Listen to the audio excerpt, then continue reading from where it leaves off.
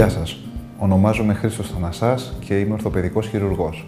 Θα μιλήσουμε σήμερα για τις θεραπείες της αναγεννητικής ιατρικής, για θεραπείες χωρίς φάρμακα.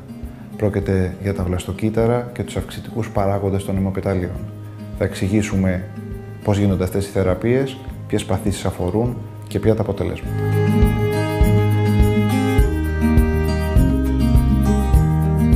Οι ορθοπαιδικές παθήσεις που αντιμετωπίζονται με τη χρήση βλαστοκυττάρων και αυξητικών παραγόντων του αίματος είναι βλάβες των χόνδρων, όπως του γόνατος, όπως επίσης και τραυματισμοί και βλάβες των τενόντων.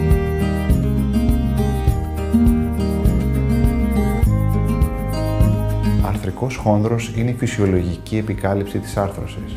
Είναι λίος και ομαλός και επιτρέπει φυσιολογική κίνηση στην άρθρωση. Μετά από τραυματισμό, όπως αθλητικές δραστηριότητες ή με την πάροδο του χρόνου σε ορισμένους ανθρώπους, ο χόνδρος μπορεί να υποστεί φθορά.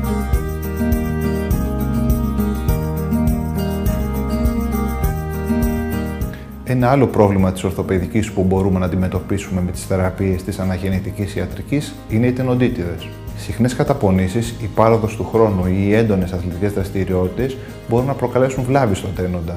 Ο τένοντας διωγγώνεται ή λεπτύνεται και χάνει την ικανότητά του να κινεί φυσιολογικά τις αρθρώσεις μας, αυτό που ονομάζεται τενοντίτιδα. Οι πιο συνηθισμένες τενοντίτιδες είναι οι τενοντίτιδες του ώμου, του αγκώνα, του ποδιού και του γόνατος.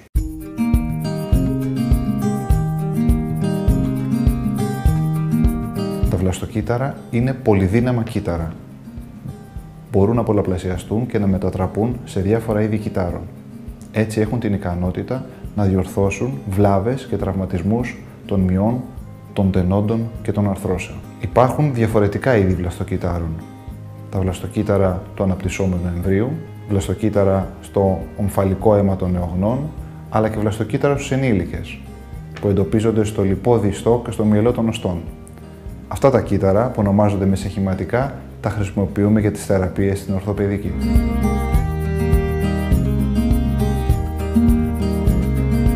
Τα βλαστοκύτταρα μπορούμε να τα χρησιμοποιήσουμε για να θεραπεύσουμε εχόνδρινες βλάβες και οστεοαρθρίτιδα του γόνατος, του ισχύου, της ποδοκνημικής, του ώμου, ακόμα και του αντίχειρα. Επίσης, μπορούν να χρησιμοποιηθούν σε ιδιαίτερα εμένουσες υποτροπιάζουσες τενοντίτιδες.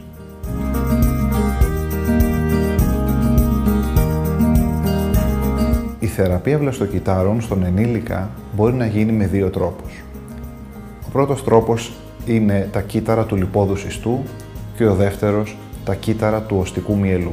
Τα βλαστοκύτταρα του λιπόδους ιστού απαιτούν λήψη μικρής ποσότητας λίπους του υποδωρίου ιστού, του λίπους του δέρματός μας. Κατόπιν τα κύτταρα αυτά στέλνονται στο εργαστήριο που καλλιεργούνται και μέσα σε περίπου 2 εβδομάδες επιστρέφουν σε εμάς προκειμένου να γίνουν ένεση στην περιοχή που πάσχει. Η θεραπεία βλαστοκυττάρων οστικού μυελού είναι απλούστερη διότι ολοκληρώνεται σε μία μόνο επίσκεψη σε λιγότερο από 1 ώρα. Η διαδικασία είναι ως εξής. Λαμβάνουμε με μία βελόνα οστικό μυελό, συνήθως από το πίσω μέρος της λεκάνης μας.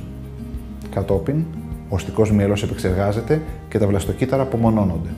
Σε λίγα λεπτά, τα βλαστοκύτταρα μπορούν να τοποθετηθούν στην περιοχή του σώματος που πάσχει. Ο ασθενής φεύγει περπατώντας χωρίς ιδιαίτερα ενοχλήματα. Το μόνο που απαιτείται είναι μια σχετική ανάπαυση 1 ή 2 ημερών.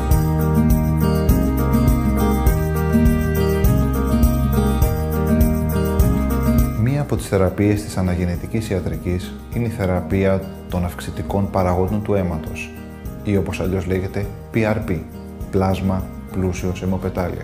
Η διαδικασία είναι αρκετά απλή. Λαμβάνουμε μια μικρή ποσότητα αίματος όπως σε μια συνηθισμένη αιμοληψία.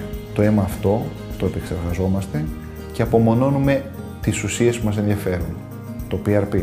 Οι ουσίες αυτές τοποθετούνται με μια ένεση στην περιοχή του σώματος που πάσχει. Αναλόγως της βαρύτητας της πάθησης, ο ασθενής μπορεί να χρειαστεί μια δεύτερη ή τρίτη ένεση. Δεν δημιουργούνται ιδιαίτερες ενοχλήσεις και ο ασθενής επιστρέφει γρήγορα στις δραστηριότητές του.